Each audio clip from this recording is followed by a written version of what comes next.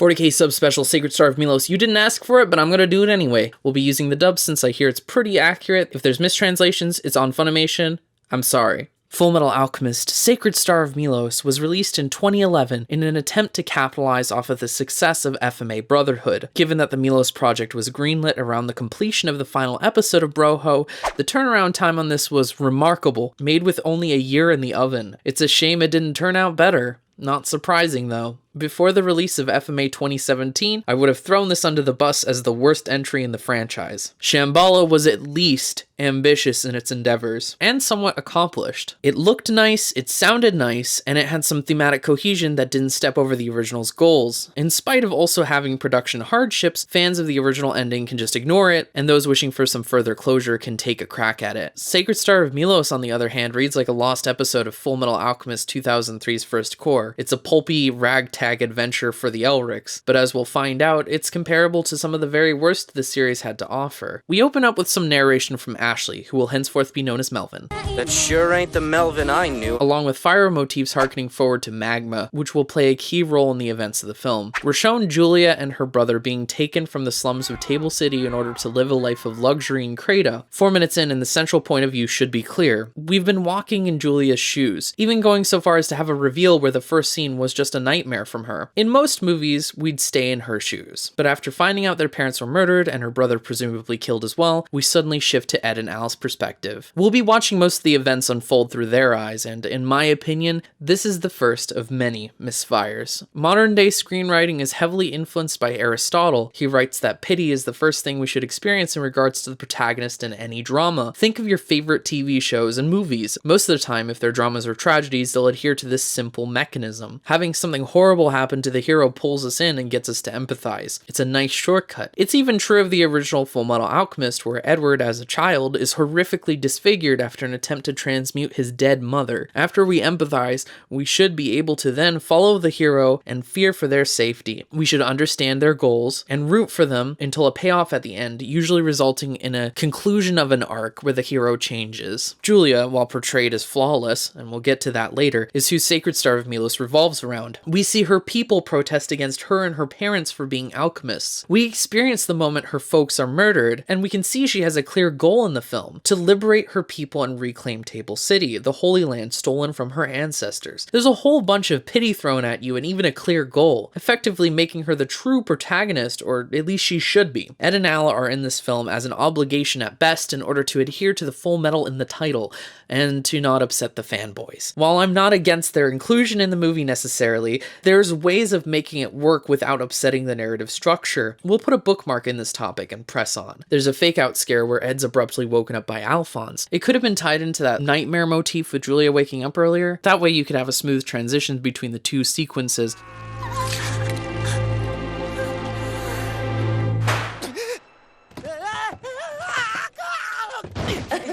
Rise and shine, happy harvest festival! But alas, there's nothing really linking them. An explosion blows out their window, and the Elrics run off in search of the escaped Melvin. We get our first action scene as a way to introduce alchemy and automail. Unfortunately, that's almost all it does. The Bebop movie has a much better intro showcasing the core players. It sets things up using an everyday event for the crew, capturing some goons trying to rob a convenience store. Spike, as a protagonist, is characterized as a laid-back, impulsive son of a gun who don't play by no rules. Everything from the way they animate his walk to the way he fights by dispensing coffee over some guy's face, it all demonstrates as much. The scene also goes out of its way to characterize Jet as being the more responsible, willing to do the right thing kind of guy, complying with the goons. Spike, ignoring his plea to listen, also says a lot about their relationship and dynamic. Ed and Al's battle with Melvin is downright dull by comparison. By all means, we should be seeing something similar. Ed's the irrational egotist hothead, and Alphonse is the straight man anchor. While Alphonse cares about his brother, as shown by him refusing to chase after the Melvin, instead more concerned for his brother, and Ed raises his voice at some guards who become in awe of his greatness, it's still not enough for me to really get the essence of who these two are, or how they bounce off each other. The closest thing to achieving the same level of visual characterization between the two is when Al tries to stop Ed from confronting the soldiers head on. He simply pushes his arm away. While it's a good way to demonstrate Ed's brashness and Alphonse's tendency to be an anchor, it's unfortunately the exception and not the rule, and I didn't notice the importance of it until several times watching the film. We're introduced to Roy and Riza. They meet up with the Elrics and determine determine Melvin escaped from prison to try and look for Jules Verne. They meet up with the Elrics and determine Melvin escaped from prison to try to look for Julia. Ed and Al are sent west to Table City for investigation, and the PlayStation 2 gets the dust brushed off as it renders the environment currently seen on screen. Also, the pop song here is absolute trash, and the fan base, comprised of Nolan B and nobody else, is quite rabid, so make sure you don't make a joke about it, because he will find you in the comments section. Oh yeah, I forgot to mention, werewolves are casually in this movie. Well, they're chimeras, but probably the least creative ones we've seen in FMA as a whole. I remember there being a bull guy, dog man, and a snake lady, and when I think chimera, I do not think werewolves, okay? One ugly transformation later, and we're treated to a baffling train car set piece. The brakes are switched off, and there's several elements to keep up with. Al is working on the boiler, while Ed, the werewolf, Melvin, the emestrian military, and the decoys, and the Batmen are all battling on the rooftops of two different trains. It is a clusterfuck. Contrasting Spider-Man 2's train sequence, there's a huge disparity in how Milos handles the set piece. Spider-Man only ever has two parties to deal with, Dr. Octopus and Spidey. When the Doc exits the picture, we then get a clear indication of the end point and the people whose lives are at stake. In order to engage with the tension, you need to understand what's going on in an action sequence. The original FMA also got this right. In Milos, you get Edward telling us, "Station not good," followed by an awful establishing shot. There's no end point in sight, and you're likely to forget there are even civilians on the train given how many elements are thrown at you all at once. It's easy to forget. A cut to some of them in a panic would help greatly, instead of just telling us the train needs to be stopped or else. It's the Brakes, do whatever you have to stop this thing. If that weren't bad enough, the action sequence continues past the train itself, adding up to around 10 minutes in total, easily becoming one of the stalest parts of the film for me. For some reason, this movie's really bad with pacing. The whole climax of the film is like the last 30 minutes or so. This sequence, however, continues to baffle by introducing Julia out of the blue, having no clear objective for her during this whole sequence. What was she doing before getting involved? What is she doing now? Melvin continues in hot pursuit, willing to risk her dying horrifically by chucking icicle boomerangs at her in spite of the fact he needs her alive. Bro, are you for real? Okay, since we're here, we might as well talk about Table City itself. And yeah, it's pretty dope. I love the idea of a locale based on the Tower of Babel in Barcelona, but we don't get nearly enough time exploring this city. Instead, we wallow in the drab-ass slums. I understand that's where the conflict resides, but I'd rather the majority of the film take place somewhere visually interesting, and Table City itself fits the bill. Returning to the monotony,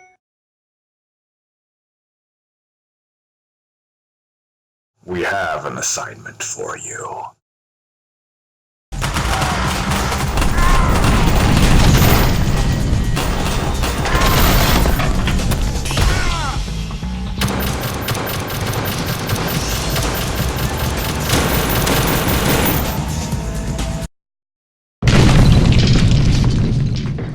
Returning to the monotony, Al grabs his new fanfiction waifu, and both go plummeting down several meters before Melvin transmutes a big pile of snow to land him.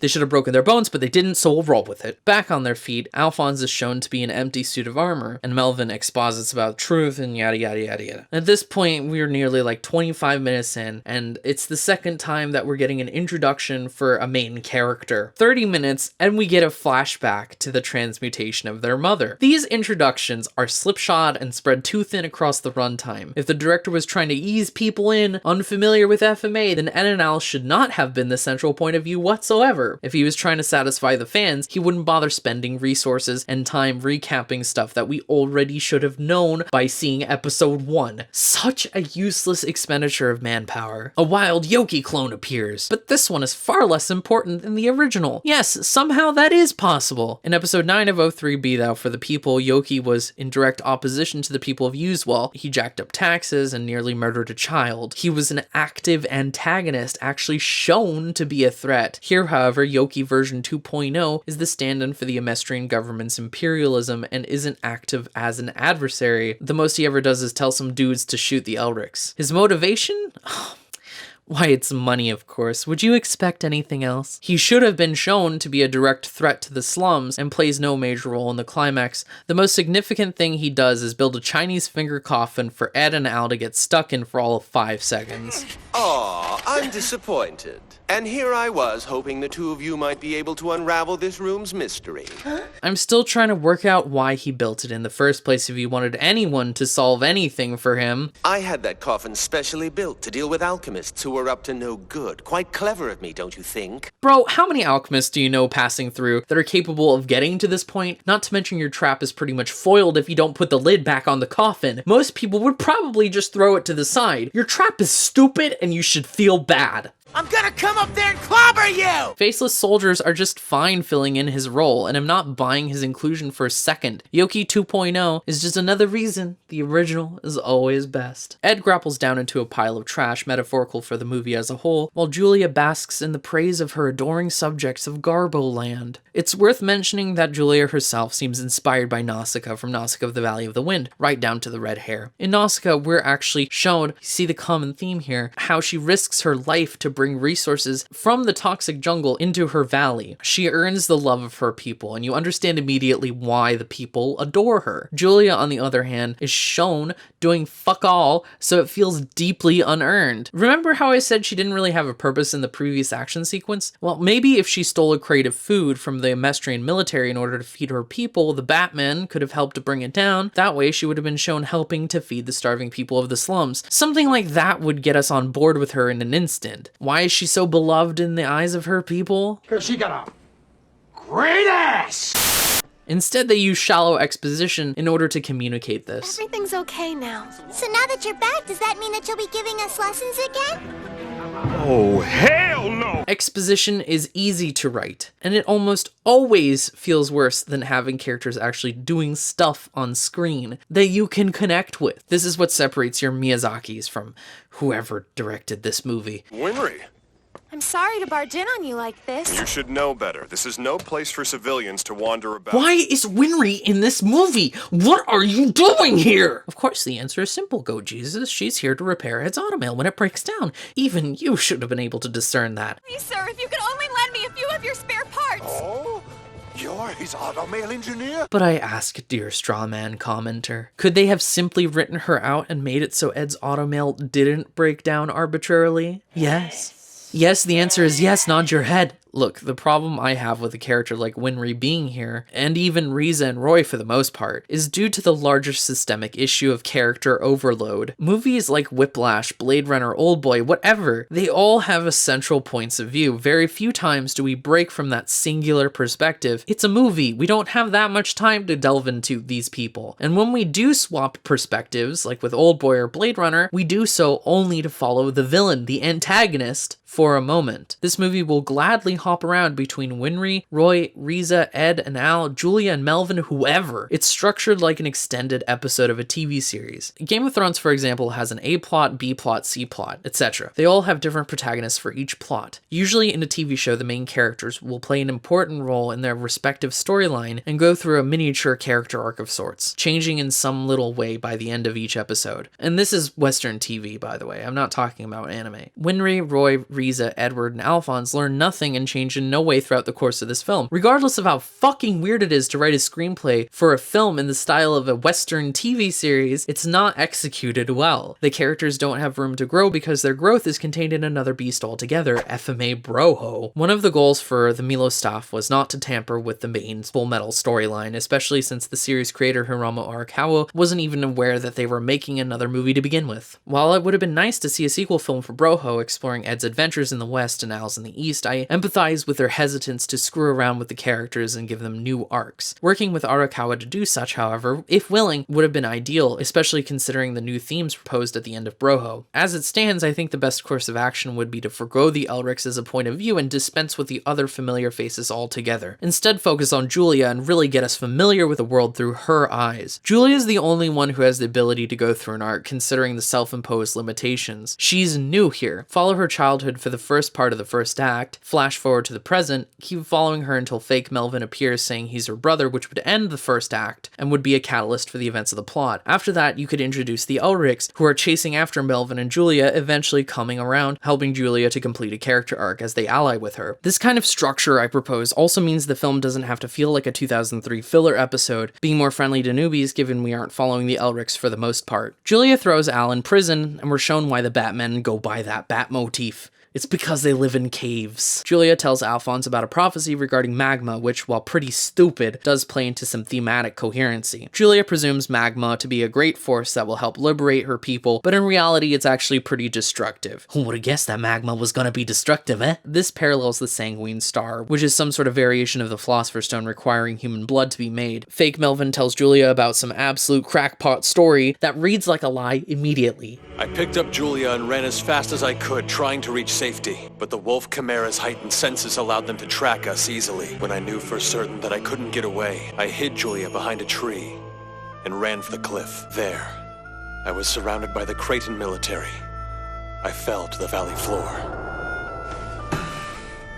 Miraculously, I escaped with my life. Melvin, there's a couple of holes in your story. Melvin, you're telling me werewolves that have been shown capable of super speed managed to be outrun by a 12-year-old while holding a little girl. You're telling me that these werewolves with super senses couldn't sniff out Julia when she was hidden against a tree? You're telling me that this height was survivable. I was surrounded by the Creighton military. I fell to the valley floor.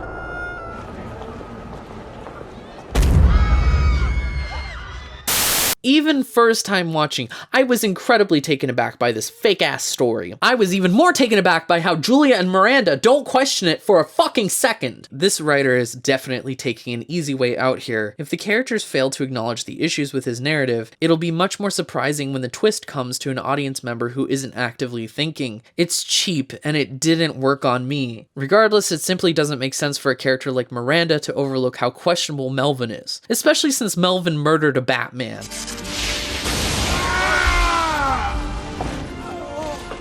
Stay out of my way. I mean, he's kind of a proven dick. Even more unbelievable is when he lies again. As my father lay dying, he stripped off his skin and gave it to me. Julia, girl, I presume you were looking in the room and you managed to notice the mangled bodies strung up on the ceiling. I mean, that's what caused you to faint in the first place. How on earth could your father have given it to him when he was strung up on the ceiling? Whatever.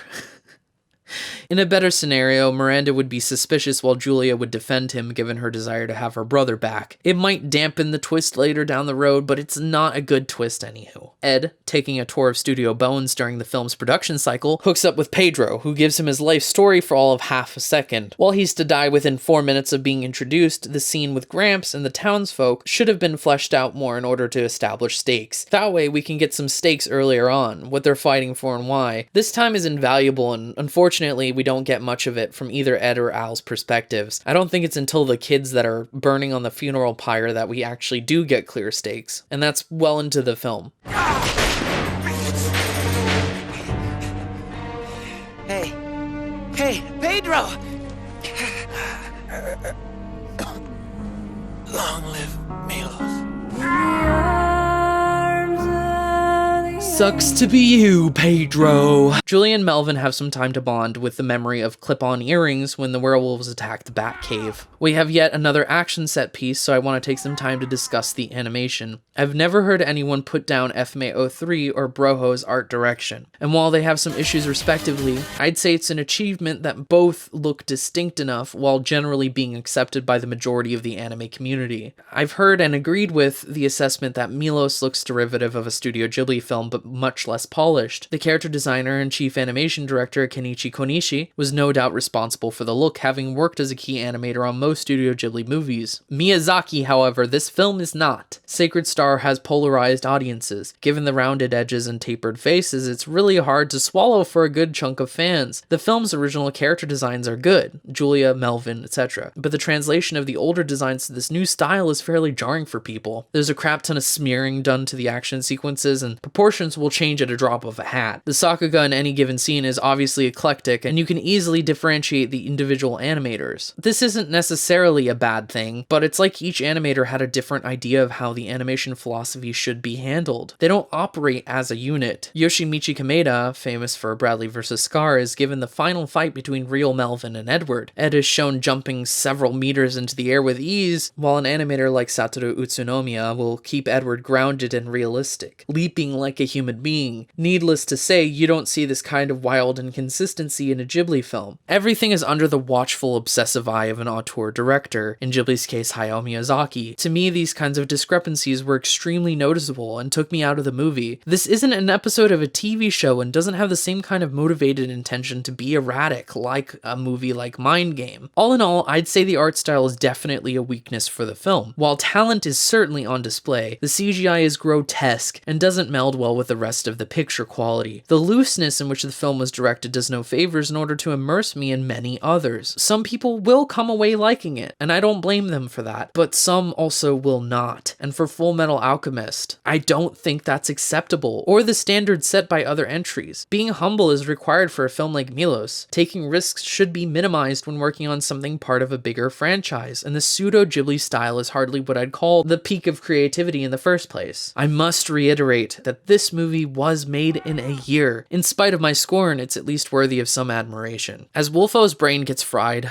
poor Wolfo, they run into the water as they're chased by more werewolves, which stops them dead in their tracks. Their scent disappearing somehow makes them incapable of pursuing in the water. This irritates real Melvin, as his omniscient henchmen, who are able to track them by unknown means, delivers this news. They arrive at an ancient Melosian ruin. For approximately 5 minutes, we receive some exposition. It's pretty decent world building for what it is, but it could have been much better if we had been shown all of this from Julia's perspective living through this history. This also marks the beginning of some of the most confusing elements of Milos. First, the sanguine star is created by using blood sacrifice. It also requires a 3-dimensional transmutation circle, the likes of which we've never seen before. Yet when the Elrics clarify what it is in the scene, they imply it's exactly the same as any other Philosopher's Stone. The mechanics of the sanguine star are different from the normal stone, however. When they're swallowed, it gives you powers that you can control with the star inside you, and has visual characteristics to indicate such. This was not shown to be possible in Broho, and Kimberly would just swallow stones without these abilities. It's easy to circumnavigate the contradictions with Broho. Why not just have them say point blank that it's different from a Philosopher's Stone? Plus, Ed says later in the film, No! Don't do it! Don't swallow it! The star is gonna consume your soul! as if he could know that, as if it has any consequences or larger implications whatsoever. Hopefully the writer meant that metaphorically. What, you think you've become some kind of god now? You swallowed the star and in return it's consumed your soul. Yeah, I wouldn't put it past this film if it was literal. Second, when Julia finds the star is created using human lives, some guy named Vatanen tells her that many people would volunteer willingly to be sacrifices in order to liberate themselves. This ethical quandary isn't explored in the slightest, and Julia makes no attempt to sacrifice anyone for the greater good. When she storms Table City, there seems to be no greater goal apart from looking for the star. She doesn't bring Miranda or any of the volunteers with the intention of crafting the stone. They think it's already been formed with no evidence of this being the case. Yet she receives a bangle in order to keep herself motivated for... I mean, what reason? She didn't intend to kill anyone. It's difficult to tell what's going on, and asking friends and rewatching it doesn't clear up anything. Maybe she thinks that they're after the stone. Maybe she thinks that once they find the stone, it needs to be recharged with human lives, like a battery. Look, I got nothing. The movie does a very poor job of clarifying the circumstances. Regardless, bringing up an ethical question without suggesting a solution is just simply lazy. The following scene establishing how frequently Melosians are killed doesn't supply an answer either, it just deepens the question. On top of that, they fail to explore the implications of Julia using the star once it's already been formed with the lives of innocent people, something the series goes to great lengths in order to draw attention to. Third, I failed to mention this until now, but Ed and Al are incredibly nonchalant about the violence happening around them. This movie is uncharacteristically gory, with people getting shot through the head and chimeras getting their brain melted in their skulls. The movie in general is rather humorless. The brothers hardly seem to think murder's an issue, allying themselves easily in spite of the Melosians, and Melvin murdering innocent emestrians left and right. Pretty spry for a couple old folks. Zero tolerance around here. So when Ed and Al are seemingly in protest of Julia's willingness to sacrifice her own people, it rings extremely hollow. They haven't, until this point, cared about how many people died for the sake of their rebellion. Anyway, Ed and Al decide to go in search of the star. They use alchemy to fix their mess to justify Roy and co arriving. Ed compares some illustrations he made to a diagram from the Melosian ruins. These are the tower's positions as shown on the diagram. And these are the actual locations of the towers. They were diverting power, trying to concentrate energy to another point.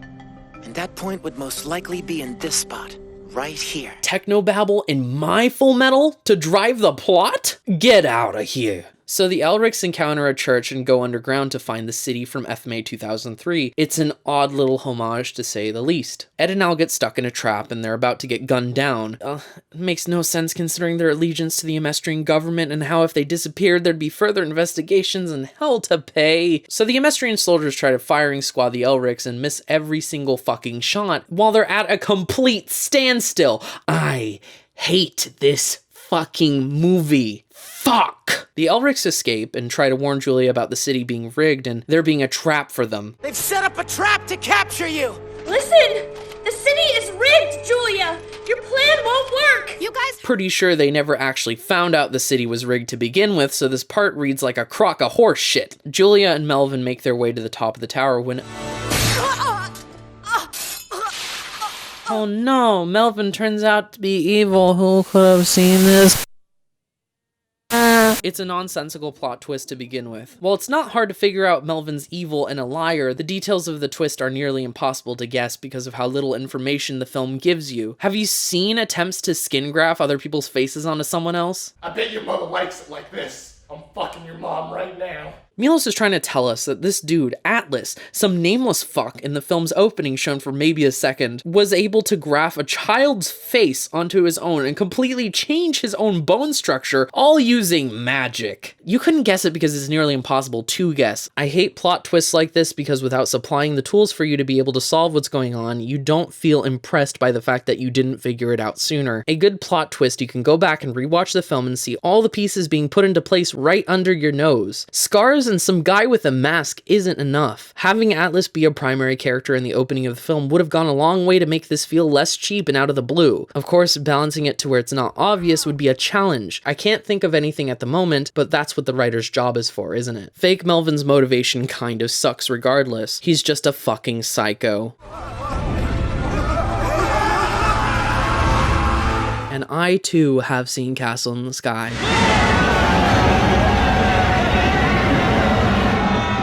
In all seriousness, I'm amazed at how Table City in general feels lifeless. We see townspeople and hear of them having families during the train car sequence, but we're never actually exploring that part of the world. We never see those people apart from the military, and by the time this scene rolls around, it only seems to be faceless Amestrian soldiers who are killed for the star. It is absolutely lifeless, and makes this moment feel less effective as a result. Imagine if the townspeople were killed. Damn! Just as well, there seems to be only one kind of grand thing FMA can do, and it's make a giant circle that does a bad thing. We first saw it in FMA 03 even before the manga where Scar transmutes a city in order to craft a Philosopher's Stone. We saw it in Broho episode 1 where Isaac McDongle made a giant circle to destroy Central. We saw it in the finale of Broho with Father wanting to kill everyone in order to make himself a twink boy. And for the 4th time we're seeing it here in Sacred Star of Milos, and by now it feels like a cliche. You have one of the most creative worlds in anime handed to you on a silver platter, and yet all you can think of is make a circle big. Make a big mean circle.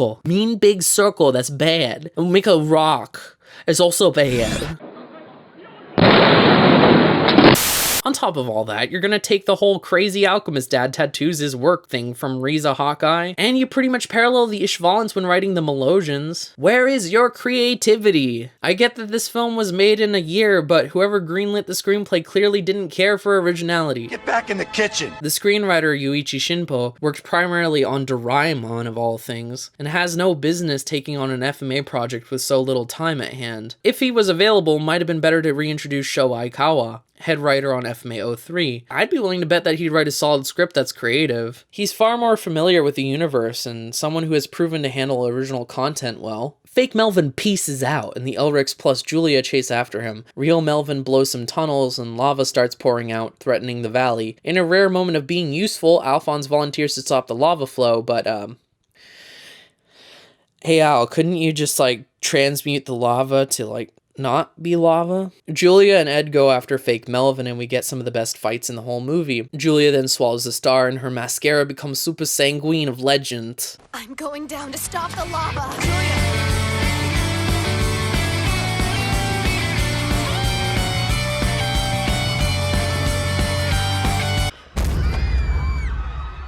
Real Melvin appears and blows up fake Melvin's head. Headshot. He delivers a story almost as fake Melvin's fake story. I have no idea why Atlas wouldn't put a bullet in his head while he had the chance and presumed it was okay for little alchemist Melvin to go walking around without a face. If you really are Ashley, explain why you didn't tell me you were alive all of these years. Forgive me.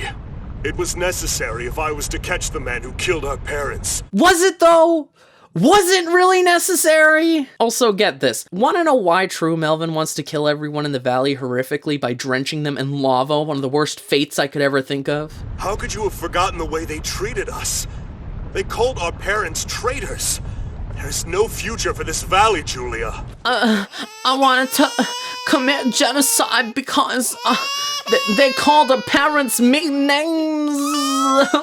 I like how there's this massive lava river coming for them and everyone in the valley is just standing around. They're just waiting for the lava to come and hit them. They're not like running away or anything. When real Melvin attacks, he wields lava, playing off that one bit towards the beginning where they talked about how using lava could be used as a weapon. Ed and Melvin have an intellectual battle about literally nothing while doing flips and whatever. You'd sacrifice countless lives in your quest for the truth! How can you delude yourself into thinking that's right?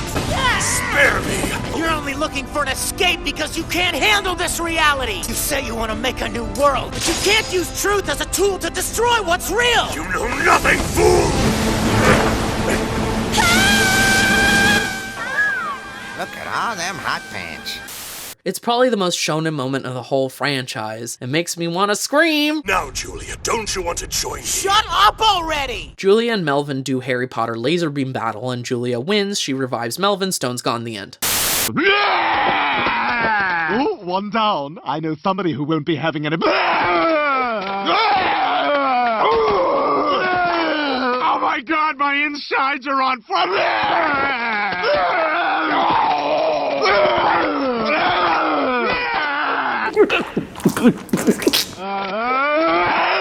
Sacred Star of Milos is clearly a product of self-imposed limitations, lack of time, poor staffing, and lack of a kooky director to really bring all the elements together. There's no reason Bones should have rushed this out like it did, especially since FMA 2017, years later, would be capable of capitalizing off of the FMA franchise. They didn't need to come out with this right away, but here we are, the second worst entry in the franchise. I'm pretty sure that isn't too much of a controversial assertion for once, if the male ranking is to be believed.